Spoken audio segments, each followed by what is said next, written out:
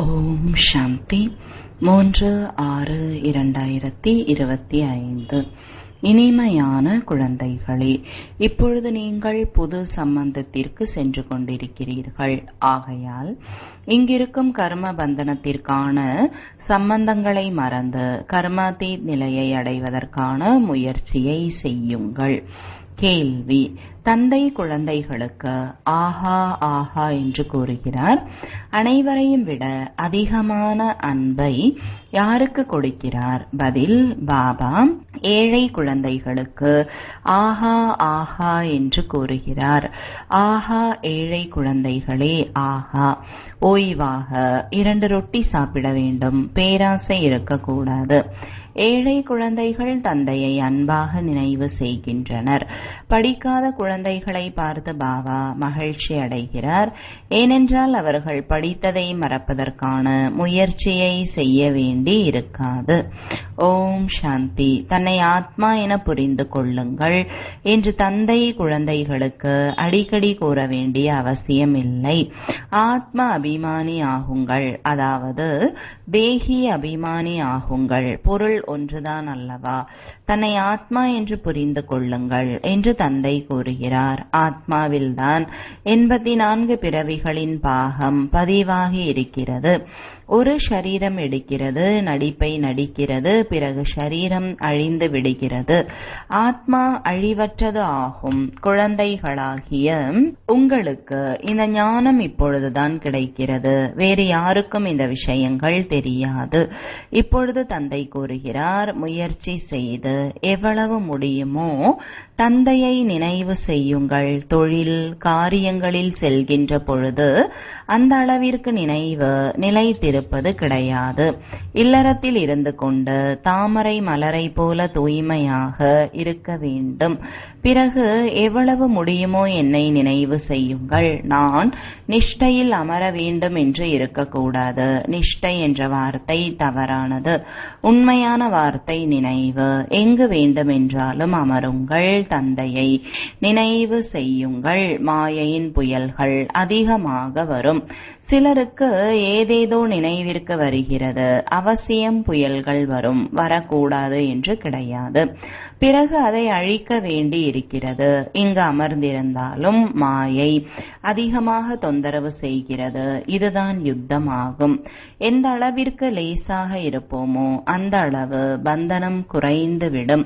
முதலில் ஆத்மா பந்தனம் இல்லாமல் இருந்தது. எப்பொழுது பிறப்பு எடுக்கிறதோ அப்பொழுது தாய் தந்தையிடம் புத்தி செல்கிறது. திருமணம் செய்த பின்பு மனைவியிடம் எந்த பொருள் எதிரில் இல்லையோ அது எதிரில் வந்து விடுகிறது. குழந்தை பிறந்த பின்பு அதன் நினைவு அதிகரிக்கிறது. இப்பொழுது நீங்கள் இந்த அனைத்தையும் மறக்க வேண்டும். ஒரு தந்தையை மட்டுமே நினைவு செய்ய வேண்டும். அதனால்தான் தந்தைக்கு மகிமை இருக்கிறது. உங்களது தாய் தந்தை மற்றும் அனைத்துமாக இருப்பவர் அவர் ஒருவர்தான். அவர் ஒருவரையே நினைவு செய்யுங்கள். அவர் எதிர்காலத்திற்கு உங்களுக்கு அனைத்தையும் புதிதாக கொடுக்கிறார். புது சம்பந்தத்தில் அழைத்து வருகிறார். அங்கும் சம்பந்தங்கள் இருக்கும் அல்லவா? ஏதாவது பிரளயம் ஏற்பட்டுவிடும் என்பது கிடையாது. நீங்கள் ஒரு ஷரீரத்தை விடுத்து மற்றொன்றை எடுக்கின்றீர்கள். யார் மிக மிக நல்லவர்களாக இருக்கிறார்களோ அவர்கள் அவசியம் உயர்ந்த குலத்தில் பிறப்பு எடுப்பார்கள். எதிர்கால 21 பிறவிகளுக்காக தான் நீங்கள் படிக்கிறீர்கள். படிப்பு முடிவடைந்ததும் பலன் கிடைக்க ஆரம்பமாகிவிடும். பள்ளியில் படித்து முடித்த பின்பு மாற்றலாகி விடுவார்கள் அல்லவா? நீங்களும் மாற்றலாக போகிறீர்கள். சாந்தி தாமம் மற்றும் சுகதாமத்திற்கு, இந்த மோசமான உலகத்தில் இருந்து விடுபட்டு விடுவீர்கள். இதன் பெயரே நரகமாகும். சத்தியுகம் என்று சொர்க்கத்திற்கு கூறப்படுகிறது. இந்த மனிதர்கள் எவ்வளவு ஆழ்ந்த இருளில் இருக்கிறார்கள். செல்வந்தர்களாக இருப்பவர்கள் நமக்கு இதுவே ஸ்வர்க்கம் என்று நினைக்கிறார்கள். புதிய உலகம்தான் சொர்க்கமாக இருக்கும். இந்த பழைய உலகம் விநாசமாகிவிடும். யார் கர்மாதீத் நிலையை அடையக்கூடியவர்களோ அவர்கள் தர்மராஜபுரியில் தண்டனை அடைய மாட்டார்கள்.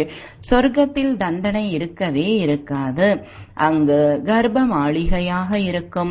துக்கத்திற்கான விஷயம் எதுவும் கிடையாது. இங்கு கர்ப்ப சிறை, இங்கு தண்டனை அனுபவித்துக் கொண்டே இருக்கிறது.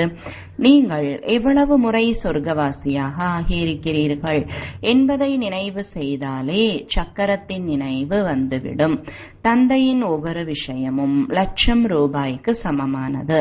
இதை மறக்கின்ற காரணத்தினால், தேக அபிமானத்தில் வருவதால் மாயை நஷ்டத்தை ஏற்படுத்துகிறது. இதுதான் முயற்சியின்றி உயர்ந்த பதவியை அடைய முடியாது. பாபா, நாங்கள் படிக்காதவர்களாக இருக்கிறோம், எதையும் அறியாதவர்களாக இருக்கிறோம் என்று பாபாவிடம் கூறுகிறார்கள். பாபா மகிழ்ச்சி அடைகிறார். ஏனென்றால் இங்கு படித்த அனைத்தையும் மறக்க வேண்டும். அது சிறிது காலத்திற்காக, ஷரீர நிர்வாகத்திற்காக படிக்க வேண்டி இருக்கிறது. இவை அனைத்தும் அழிந்து போய்விடும் என்பதை அறிந்து இருக்கிறீர்கள். எவ்வளவு முடியுமோ தந்தையை நினைவு செய்ய வேண்டும். மேலும் ரொட்டி துண்டை மகிழ்ச்சியாக சாப்பிட வேண்டும். ஆஹா, இது ஏழ்மையான நேரம். ஓய்வாக ரொட்டி துண்டை சாப்பிட வேண்டும். பேராசை கூடாது. இன்றைய நாட்களில் தானியங்களும் எங்கு கிடைக்கிறது? சீனியும் சிறிது சிறிதாக கிடைக்காமல் போய்விடும். நீங்கள் ஈஸ்வரிய சேவை செய்வதால் உங்களுக்கு அரசாங்கம் கொடுத்துவிடும் என்பது கிடையாது. அவர்கள் எதையும் அறியாமல் உள்ளார்கள். ஆனால் அரசாங்கத்திற்கு புரிய வையுங்கள். நாம் அனைவரும் சேர்ந்து தாய் தந்தையிடம் செல்கிறோம். குழந்தைகளுக்காக அவர்கள் டோலி அனுப்ப வேண்டி இருக்கிறது. இல்லவே இல்லை என்று இங்கு தெளிவாக கூறிவிடுகிறார்கள். வேறு வழியின்றி சிறிது கொடுக்கிறார்கள். செல்வந்தர்கள் கேட்டு வந்தால் பையை நிறைத்து கொடுத்து விடுகிறார்கள். ஏழைகள் வந்தால் சிறிது கொடுக்கிறார்கள். சீனி வந்துவிடும். ஆனால் குழந்தைகளின் யோகா குறைந்து விடுகிறது. நினைவு இல்லாத காரணத்தினால், தேக அபிமானத்தில் வருகின்ற காரணத்தினால் எந்த காரியமும் நடைபெறுவது கிடையாது. யோகத்தின் மூலம் செய்யும் அளவிற்கு படிப்பின் மூலமாக காரியம் நடைபெறாது. அது மிகவும் குறைவாக இருக்கும். மாயை நினைவை துண்டித்து விடுகிறது. தைரியமான போர் வீரனை மேலும் அதிகமாக நன்றாக பிடித்துக் கொள்கிறது. நல்ல முதல் தரமான குழந்தைகளிடத்திலும் கிரகச்சாரம் அமர்ந்து விடுகிறது. கிரகச்சாரம் அமர்வதற்கான முக்கியமான காரணம் நினைவில் குறை இருக்கிறது. கிரகச்சாரத்தின் காரணத்தினால் பெயர் உருவத்தில் மாட்டிக்கொள்கிறார்கள். நாம் லட்சியத்தை அடைய வேண்டியது உயர்ந்த லட்சியம். ஒருவேளை உண்மையான லட்சியத்தை அடைய வேண்டும் என்றால் நினைவில் இருக்க வேண்டும். தந்தை கூறுகிறார், தியானத்தின் காட்சிகளை பார்ப்பதை விட ஞானம் நல்லது, ஞானத்தை விட நினைவு நல்லது. தியானத்தில் காட்சிகளை பார்ப்பதால் கூட மாயையின் பூதங்கள் பிரவேசமாகி விடுகிறது. இவ்வாறு பலர் தியானத்தில் வீணாக செல்கிறார்கள். என்னென்ன பேசுகிறார்கள்? அதன் மீது நம்பிக்கை வைக்க கூடாது. ஞானம் பாபாவின் முரளிகளில் கிடைத்துக் கொண்டே இருக்கிறது. தந்தை எச்சரிக்கை கொடுத்து கொண்டே இருக்கிறார். தியானத்தில் காட்சி பார்ப்பது எதற்கும் பயன்படாதது. மாயை அதிகமாக பிரவேசமாகி விடுகிறது. அகங்காரம் வந்து விடுகிறது. ஞானம் அனைவருக்கும் கிடைத்துக் கொண்டே இருக்கிறது. ஞானத்தை கொடுக்கக்கூடியவர் சிவ பாபா ஆவார். மம்மாவிற்கும் இங்கிருந்துதான் ஞானம் கிடைத்தது அல்லவா? அவருக்கும் மன்மனாபவ என்றுதான் கூறப்படுகிறது. தந்தையை நினைவு செய்யுங்கள். தெய்வீக குணங்களை தாரணை செய்யுங்கள். நான் தெய்வீக குணங்களை தாரணை செய்கின்றேனா என்று தன்னை பார்க்க வேண்டும். இங்கேயே தெய்வீக குணங்களை தாரணை செய்ய வேண்டும். சிலரை பார்க்கின்ற பொழுது சில நேரம் முதல் தரமான மனநிலையுடன் இருக்கிறார்கள். மகிழ்ச்சியாக காரியம் செய்கிறார்கள். 1 மணி நேரத்திற்கு பிறகு கோபம் என்ற பூதம் வந்துவிட்டால் அவ்வளவுதான். இதை நான் மறந்து விட்டேன் என்று பிறகுதான் நினைவிற்கு வருகிறது. பிறகு விழிப்படைந்து விடுகிறார்கள். அடிக்கடி அடிக்கக்கூடிய மிக பெரிய எச்சரிக்கை மணி பாபாவிடம் இருக்கிறது. சில நேரங்களில் இனிமையாக பாபா என்று கூறுகின்றனர். இப்படிப்பட்ட குழந்தைகளிடம் பலியாகி விட வேண்டும் என்று பாபா கூறுவார். 1 மணி நேரத்திற்கு பிறகு ஏதாவது ஒரு விஷயத்தில் தடுமாறி விடுகிறார்கள். கோபம் வந்ததும் செய்த வருமானம் அனைத்தும் அழிந்து விடுகிறது. இப்பொழுதே வருமானம் செய்கிறார்கள், இப்பொழுதே நஷ்டப்படுத்திக் கொள்கிறார்கள். அனைத்திற்கும் ஆதாரம் நினைவில்தான் இருக்கிறது. ஞானம் மிகவும் எளிது. சிறிய குழந்தைகள் கூட புரிந்து கொள்ள முடியும். ஆனால் நான் யார், எப்படிப்பட்டவன் என்பதை யதார்த்தமான முறையில் அறிந்து கொள்ள வேண்டும். தன்னை ஆத்மா என்று புரிந்து கொள்ள வேண்டும். இவ்வாறு சிறிய குழந்தையை நினைவு செய்ய முடியாது. இறக்கின்ற தருவாயில் பகவானை நினைவு செய்யுங்கள் என்று மனிதர்களுக்கு கூறப்படுகிறது. ஆனால் நினைவு செய்ய முடியாது. ஏனென்றால் யாரும் யதார்த்தமாக அறிந்து கொள்ளவில்லை. யாரும் திரும்பிச் செல்ல முடியாது. பாவ கர்மங்கள் அழிவதும் கிடையாது. காலகாலமாக படைப்பவர் மற்றும் படைப்புகளை பற்றி நாம் அறியவில்லை என்று ரிஷி முனிவர்கள் கூறி வருகிறார்கள். அவர்கள் சத்தோகுணம் உடையவர்களாக இருந்தனர். இன்றைய தமோ பிரதானமான புத்தியுடையவர்கள் எப்படி புரிந்து கொள்ள முடியும்? இந்த லக்ஷ்மி நாராயணன் கூட அறிந்து கொள்ளவில்லை என்று தந்தை கூறுகிறார். ராஜா ராணியே அறிந்து கொள்ளவில்லை எனும் பொழுது பிறகு பிரஜைகள் எப்படி அறிந்து கொள்ள முடியும்? யாருமே அறிந்து கொள்ளவில்லை. இப்பொழுது குழந்தைகளாகிய நீங்கள் மட்டுமே அறிந்திருக்கிறீர்கள். உங்களிலும் சிலர் மட்டுமே யதார்த்தமான முறையில் அறிந்திருக்கிறீர்கள். பாபா அடிக்கடி மறந்து விடுகிறோம் என்று கூறுகிறீர்கள். தந்தை கூறுகிறார், எங்கு வேண்டும் என்றாலும் செல்லுங்கள், தந்தையை மட்டும் நினைவு செய்யுங்கள். மிக உயர்ந்த வருமானமாகும். நீங்கள் 21 பிறவிகளுக்கு நோயற்றவர்களாக ஆகிறீர்கள். இப்படிப்பட்ட தந்தையை உள்நோக்கு முகமுடையவர்களாகி நினைவு செய்ய வேண்டும் அல்லவா? ஆனால் மாயை மறக்க வைத்து புயல்களில் கொண்டு வந்து விடுகிறது.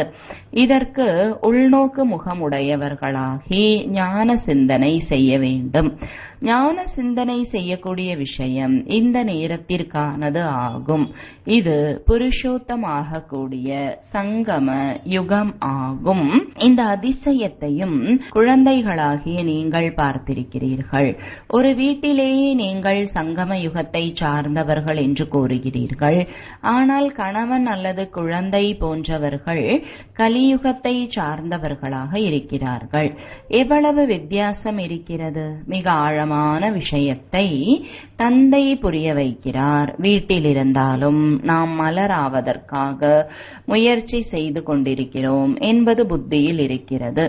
இது அனுபவ விஷயமாகும். நடைமுறையில் முயற்சி செய்ய வேண்டும். நினைவில்தான் முயற்சி இருக்கிறது. ஒரே வீட்டில் ஒருவர் அன்னப்பறவை என்றால் மற்றொருவர் கொக்காக இருக்கின்றனர். இதில் சிலர் மிகவும் முதல் தரமானவர்களாக இருக்கிறார்கள். ஒருபொழுதும் விகாரத்திற்கான எண்ணம் கூட வருவது கிடையாது. எனவே கூடவே இருந்தாலும் தூய்மையாக இருக்கிறார்கள். தைரியம் காண்பிக்கின்ற பொழுது அவர்களுக்கு எவ்வளவு உயர்ந்த பதவி கிடைக்கும். இவ்வாறும் குழந்தைகள் இருக்கிறார்கள் அல்லவா? சிலர் விகாரத்திற்காக எவ்வளவு சண்டையிடுகிறார்கள். எண்ணத்திலும் அசுத்தமாக வேண்டும் என்று நினைக்க கூட கூடாது. அப்படிப்பட்ட உயர்ந்த மனநிலையுடன் இருக்க வேண்டும். தந்தை பலவிதத்தில் அறிவுரை கூறிக்கொண்டே இருக்கிறார். சிரேஷ்டமானவரின் வழிப்படி நாம் ஸ்ரீ லக்ஷ்மி ஸ்ரீ நாராயணர் ஆவோம் என்பதை நீங்கள் அறிவீர்கள். ஸ்ரீ என்றாலே சிரேஷ்டமான, சத்யுகம் என்றால் நம்பர் 1 உன்னதமானதாகும். திரேதா யுகத்தில் 2 டிகிரி குறைந்து விடுகிறது. இந்த ஞானம் குழந்தைகளாகிய உங்களுக்கு இப்பொழுது கிடைக்கிறது. இந்த ஈஸ்வரிய சபைக்கு என்று நியமம் இருக்கிறது. யார் ஞான ரத்தினங்களின் மீது மதிப்பு வைத்திருக்கிறார்களோ, யாருக்கு கொட்டாவி வராதோ அவர்கள்தான் முன்னால் வந்து அமர வேண்டும். சில குழந்தைகள் தந்தையின் எதிரில் அமர்ந்தாலும் தூங்கி விடுகிறார்கள், கொட்டாவி விட்டுக்கொண்டே இருக்கிறார்கள். அவர்கள் கடைசி வரிசையில் அமர வேண்டும். இது குழந்தைகளின் ஈஸ்வரிய சபையாகும். ஆனால் சில பிராமணிகள் அப்படிப்பட்டவர்களையும் அழைத்து வருகிறார்கள். தந்தையிடமிருந்து செல்வமும் கிடைக்கிறது. ஒவ்வொரு வார்த்தையும் ₹1,00,000 சமமானது.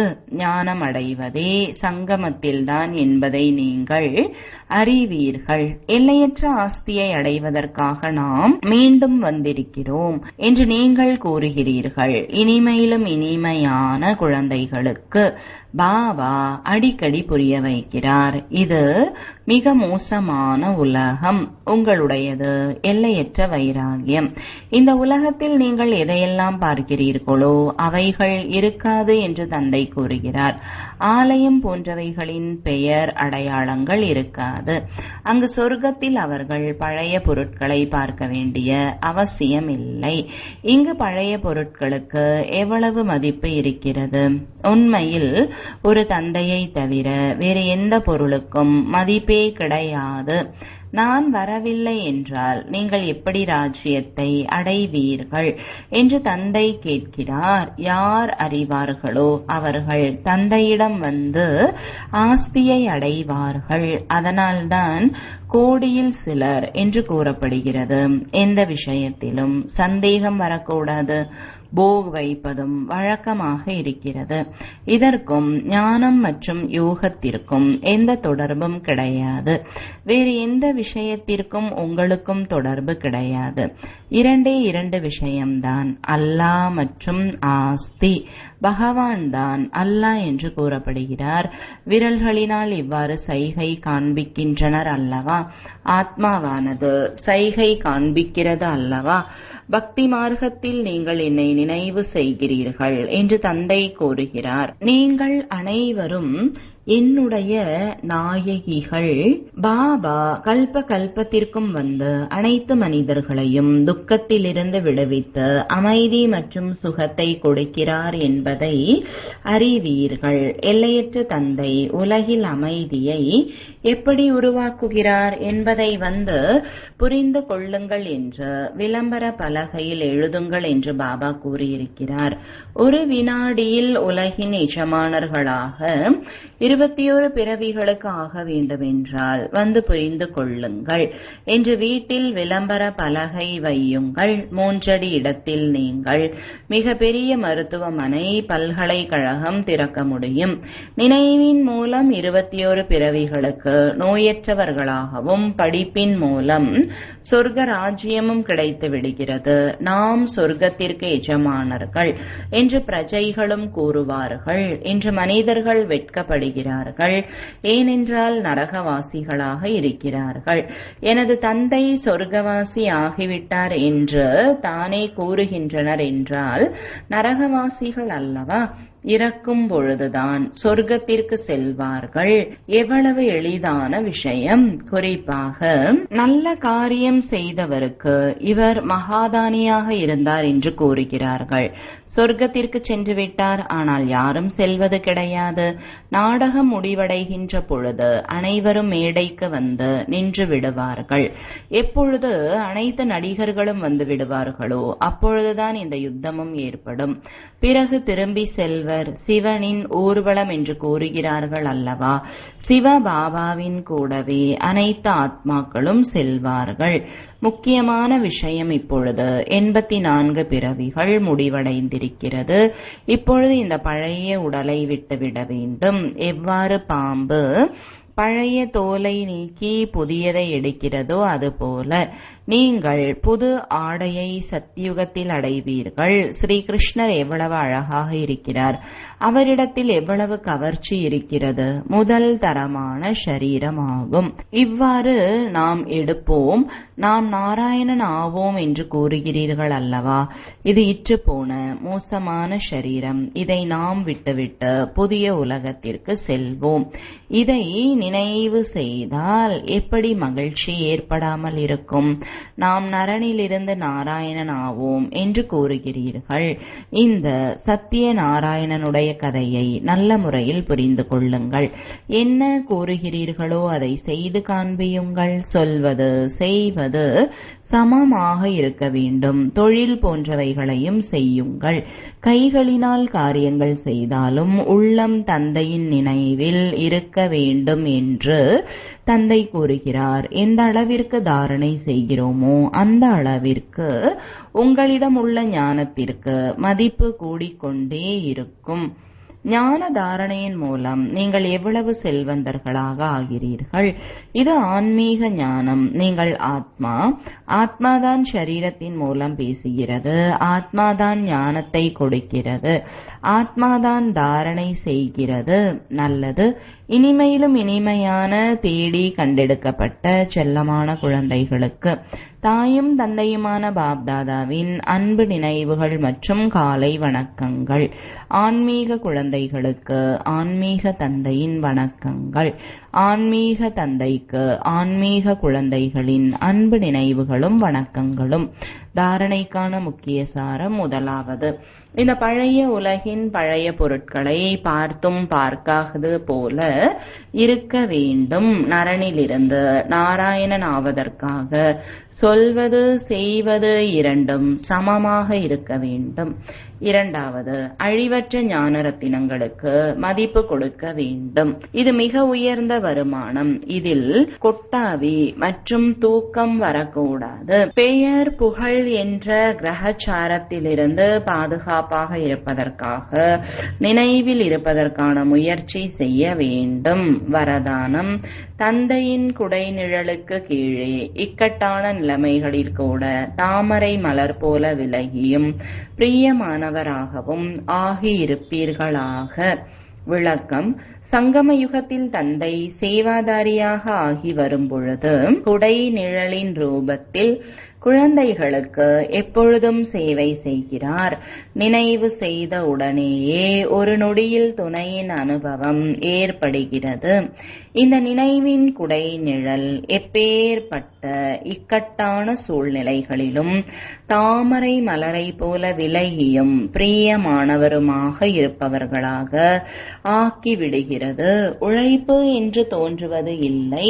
தந்தையை முன்னால் கொண்டு வந்து விடும் பொழுது, சுயஸ்திதியில் நிலைத்து விடும் பொழுது எப்பேற்பட்ட நிலைமையையும் பரிவர்த்தனை ஆகிவிடுகிறது.